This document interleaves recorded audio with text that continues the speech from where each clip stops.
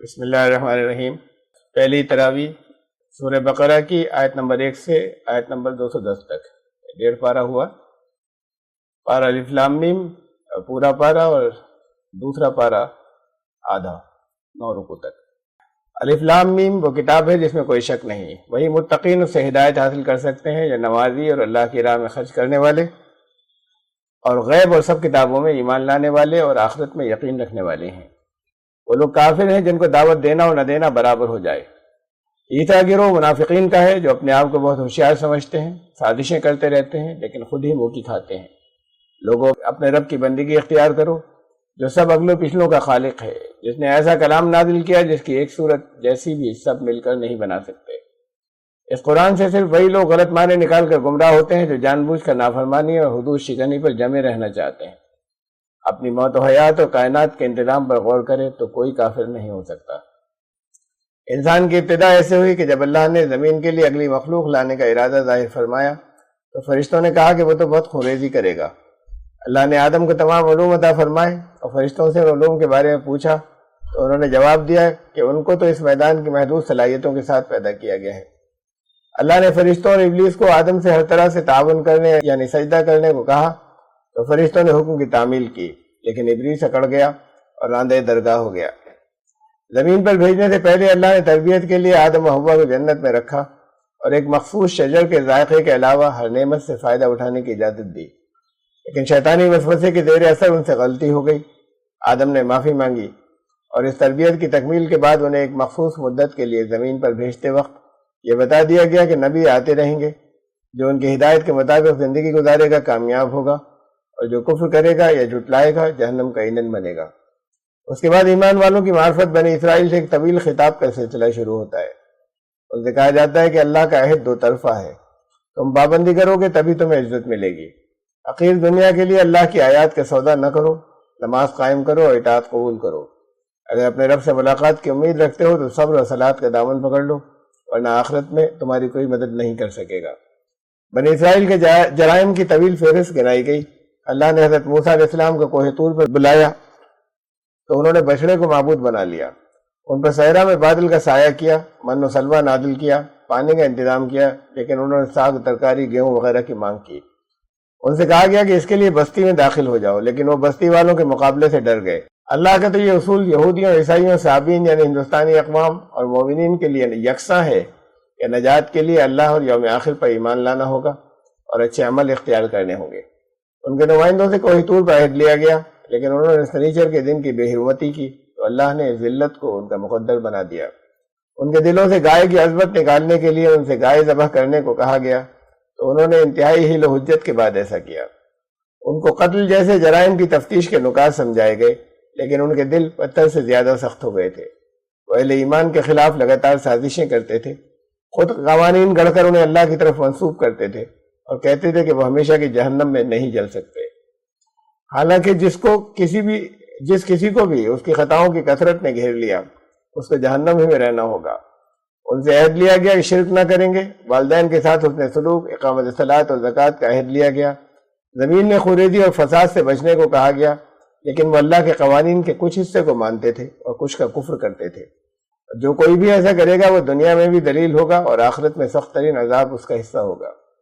ان میں پے در پے رسول بھیجے گئے اور بنی اسرائیل کے آخری نبی حضرت عیسیٰ علیہ السلام بھی واضح نشانیوں کے ساتھ ان کے پاس آئے، لیکن کسی کو انہوں نے جھٹلایا اور کسی کے قتل کی سازش کی۔ اب اس رسول آخر صلی اللہ علیہ وسلم کا انکار نسلی بنیاد پر کر رہے ہیں کہ وہ بنی اسرائیل میں نہ پیدا ہوئے، حالانکہ بنی اسرائیل کے انبیاء کے ساتھ وہ جو سلوک کر چکے تھے اسے وہ جانتے ہیں۔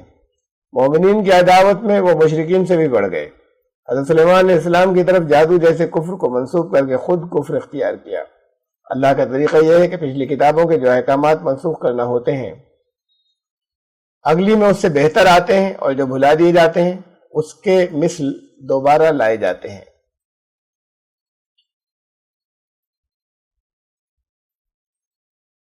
ایمان والوں سے کہا گیا کہ جو باتیں بہت واضح کر کے نہیں بتائی گئی ان کی قریت کر کے بنی اسرائیل کی طرح خود کو مشکلات میں نہ ڈالو۔ یہودی اور عیسائی دونوں صرف اپنے آپ کو جنتی کہتے ہیں، حالانکہ جنت میں وہ جائے گا جو اپنے آپ کو اللہ کے حوالے کر دے اور متوازن عمل کرے۔ یہود و نصارہ خود آپس میں بھی ایک دوسرے کو بے بنیاد کہتے ہیں، اللہ کی مسجدوں کو اللہ کے ذکر کے بجائے اپنے اپنے فرقوں کے لیے مخصوص نہ کرو۔ کچھ لوگ اللہ کے لیے بیٹا قرار دیتے ہیں، حالانکہ سب آسمان و زمین اس کا حکم بجا لاتے ہیں، تو اسے کسی بیٹے کی کیا حاجت؟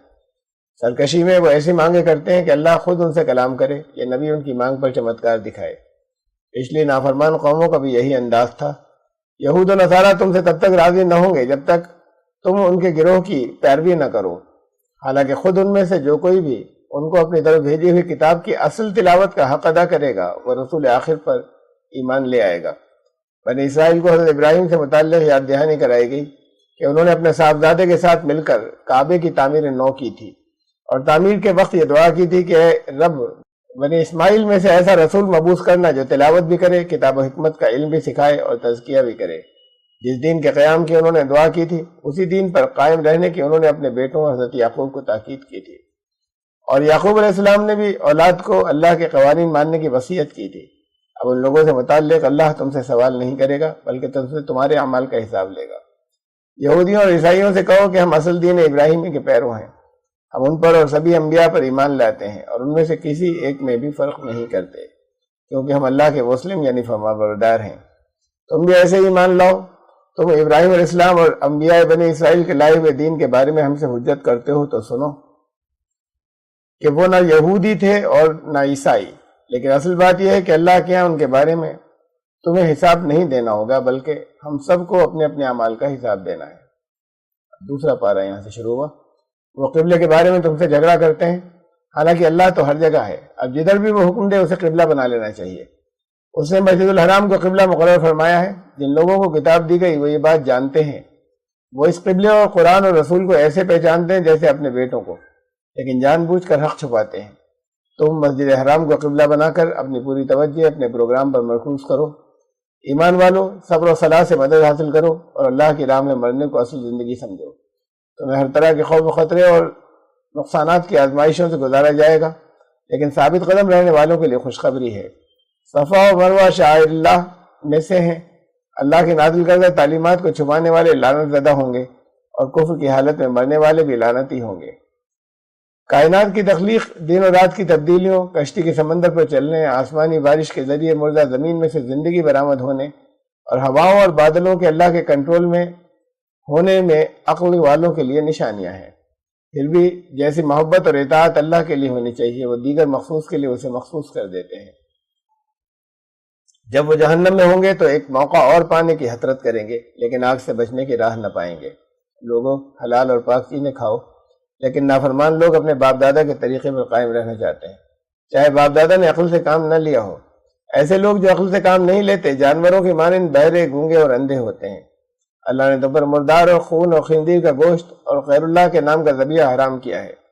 صرف اضطرار کی حالت میں ان کے استعمال کا گناہ نہیں ہوتا، لیکن لوگ اللہ کی کتاب میں نازل کردہ احکامات کو چھپاتے ہیں اور ہدایت کے بدلے گمراہی مول لیتے ہیں۔ نیکی صرف مذہبی رسومات میں نہیں ہے، بلکہ نیکی یہ ہے کہ اللہ، یوم آخر، ملائکہ، الکتاب اور نبیوں پر ایمان ہو، اللہ کی راہ میں ضرورت مندوں پر مال خرچ ہو، نماز و زکوٰۃ کی پابندی ہو، عہد کی پابندی ہو، اور مصیبتوں پر ثابت قدم رہے۔ قتل کا بدلہ قتل یا خون بہا ادا کرنا ہے۔ اسی قانون میں اصل زندگی پوشیدہ ہے۔